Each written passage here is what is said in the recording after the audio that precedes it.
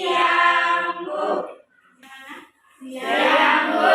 Apa kabar hari ini? Baik, Bu. Oke. Jadi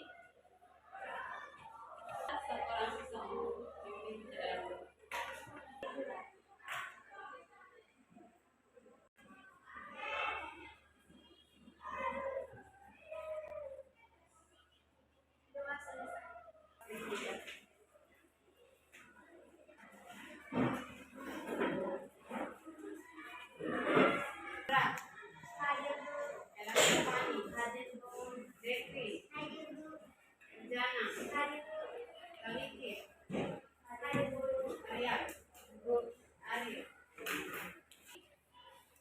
hari ini kita akan masuk pada materi yang baru. Namun sebelumnya mau bertanya tentang materi kita yang lalu. Tentang mekanisme pernapasan. Yang bisa sebutkan mekanisme pernapasan pada manusia. Silakan sama. Oke, mekanisme pernapasan perut dan mekanisme pernapasan tentang gangguan pada sistem pernapasan manusia dan upaya untuk mencegah atau menanggulanginya. Jadi hari ini kita akan belajar tentang gangguan pada sistem pernapasan manusia dan upaya untuk mencegah atau menanggulanginya. Adapun tujuan pembelajaran kita hari ini yaitu yang pertama, didik dapat menyebutkan beberapa gangguan pada sistem pernapasan manusia. Jadi tujuannya yang pertama itu peserta didik dapat menyebutkan beberapa gangguan pada sistem pernapasan manusia. Menyebutkan dan menjelaskan gejala dan upaya dalam gangguan sistem pernapasan pada manusia. Jadi itu adalah tujuan pembelajaran kita hari ini. Nah, sebelum kita belajar lebih dalam lagi tentang kelainan menahan nafas selama 15 detik yang terasa akan terasa sesak. Ya, jadi akan terasa sesak dan apa? Rasa capek ya. Nah, ketika kalian menahan nafas yang jelas akan mau cepat-cepat bernafas. Nah, itu tanda bahwa manusia itu apa?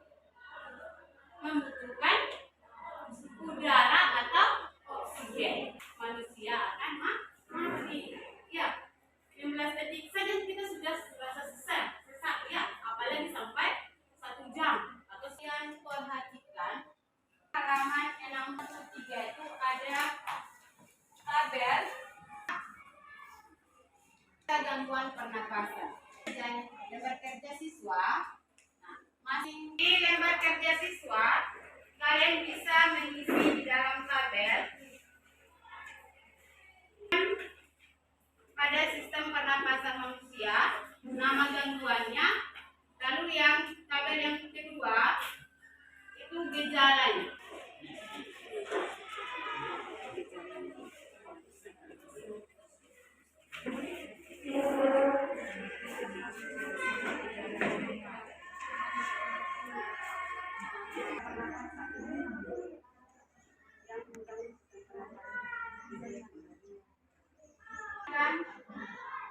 Ibu minta 2 orang.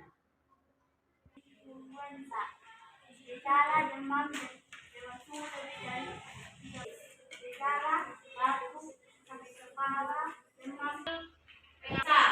Ya, ada ya.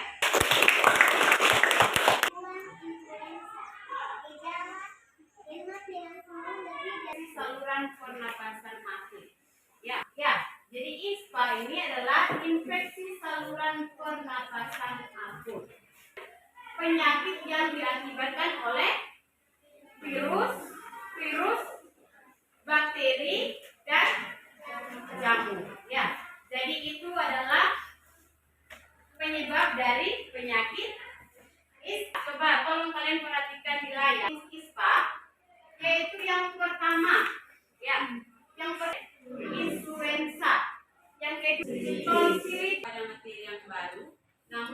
sebelumnya mau bertanya tentang materi kita yang lalu.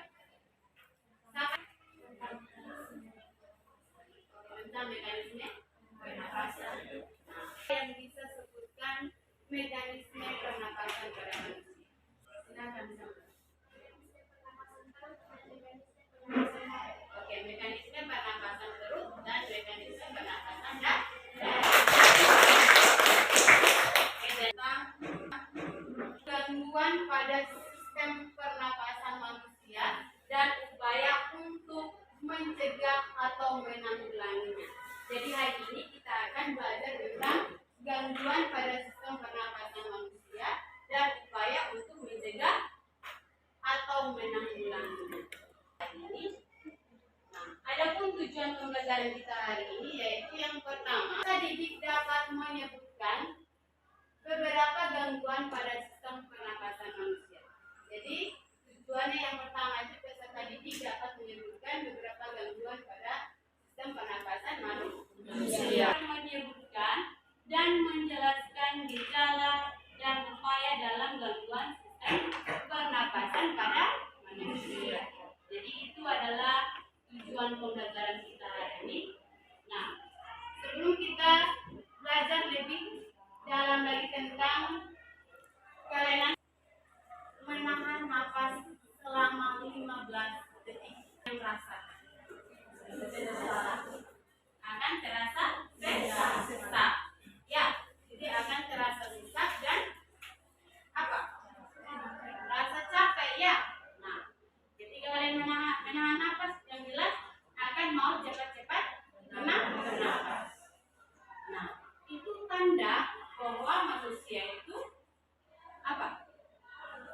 Membutuhkan udara atau oksigen. Manusia akan mati.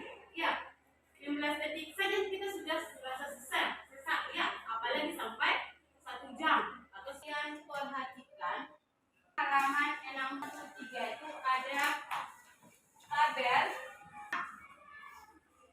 gangguan pernapasan. Dan lembar kerja siswa. Nah, masing di lembar kerja siswa kalian bisa mengisi di dalam tabel pada sistem pernapasan manusia, nama gangguannya, lalu yang tabel yang kedua itu gejalanya.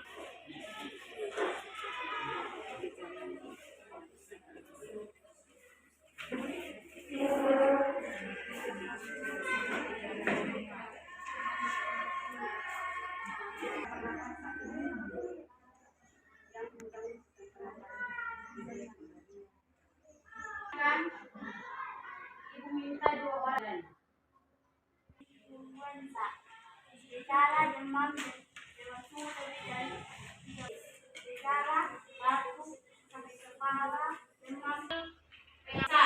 Ya, ada ya. Influenza, gejala demam berlangsung lebih dari Saluran pernapasan akut. Ya. Jadi ISPA ini adalah infeksi saluran pernapasan akut. Penyakit yang diakibatkan oleh virus, bakteri, dan jamur. Ya.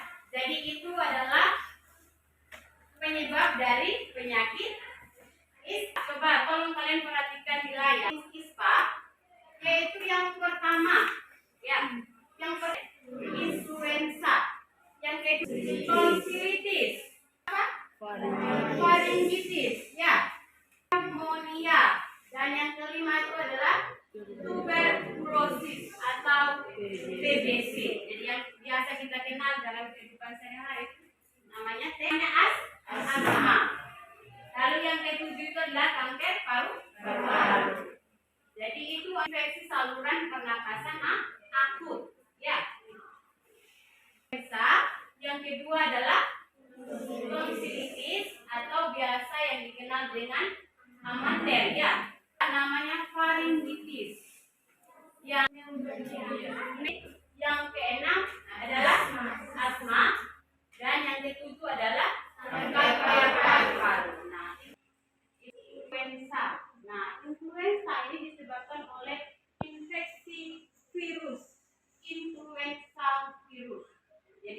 virusnya itu adalah influenza virus. Nah, vaksin, sakit otot dan rongga hidung terasa gatal. Nah, itu adalah gejala dari apa? Influenza. Ya. Nah, selanjutnya kita lakukan yaitu dengan kita menggunakan apa? Masker. Ya, kita gunakan masker. Virus tidak tertular, ya, agar virus tidak tertular kepada orang lain, ya. Jadi itu adalah cara dalam menangani apa? Penyakit influenza atau yang biasa kita kenal dengan flu, ya. Dari virus influenza. Ya.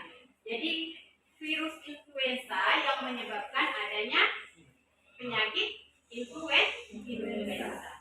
Amanda akan menyaring virus dan bakteri yang akan masuk ke dalam tubuh bersamaan dengan makanan atau udara. Apabila daya tahan tubuh dalam kondisi lemah, virus dan bakteri akan menginfeksi tonsil sehingga menyebabkan penyakit tonsilitis.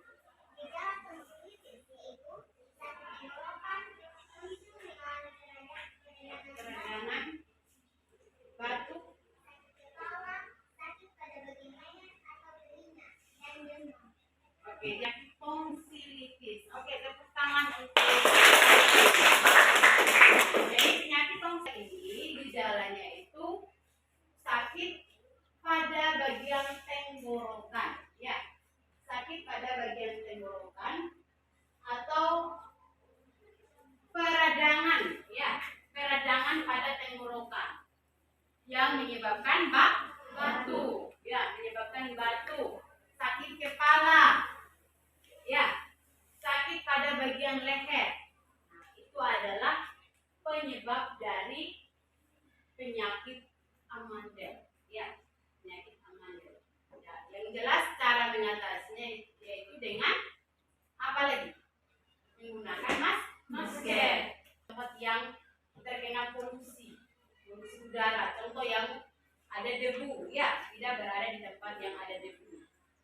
Jadi itu untuk menghindari penyakit Amandel atau tonsilitis, ya. Kalian bisa lihat di layar, itu adalah gambar dari tonsilitis. Jadi tonsilitis ini ada pada bagian mulut, ya, atau di bagian mulut bagian bawah yaitu leher. Nah, di situ ada infeksi yang disebabkan oleh virus, bakteri ataupun jamur. Itu ada di tonsilitis. Nah, sekarang kita masuk penyakit yang ketiga atau infeksi saluran pernapasan akut yang ketiga yaitu faringitis, ya. Faringitis.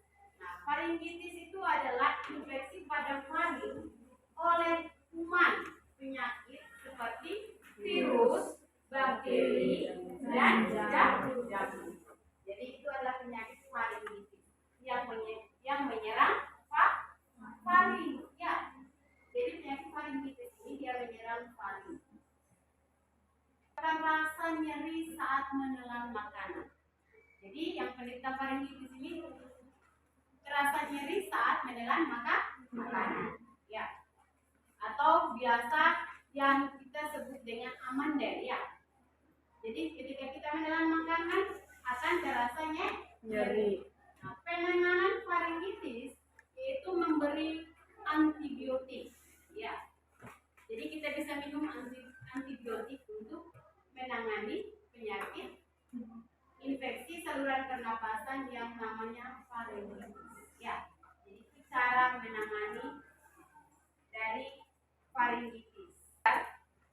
Gambar 8.10 dari faringitis. Nah, dan gambar bagian B itu menunjukkan salah satu bakteri penyebab faringitis, ya.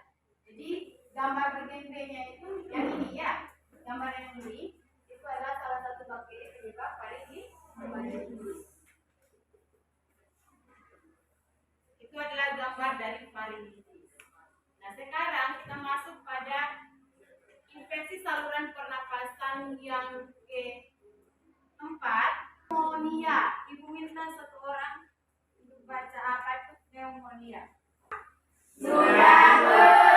Oke. Nah, kalau sudah paham, Ibu minta satu orang coba kalian sebutkan 7 infeksi saluran pernapasan pada manusia. Influenza. Influenza. Yang kedua, Tonsilitis. tonsilitis. Yang ketiga, Faringitis. faringitis. Yang keempat, Pneumonia. pneumonia. Yang kelima, Tuberkulosis. tuberkulosis atau yang biasa kita kenal dengan TBC. Yang keenam, asma. Dan yang ketujuh adalah Pada paru-paru. jenis dari penyakit atau infeksi pada saluran pernapasan. Nah, sekarang Ibu mau tanya.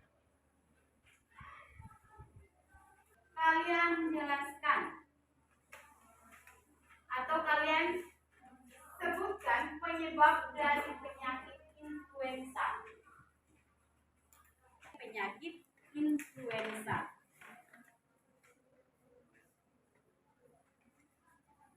Bisa disebabkan oleh influenza virus.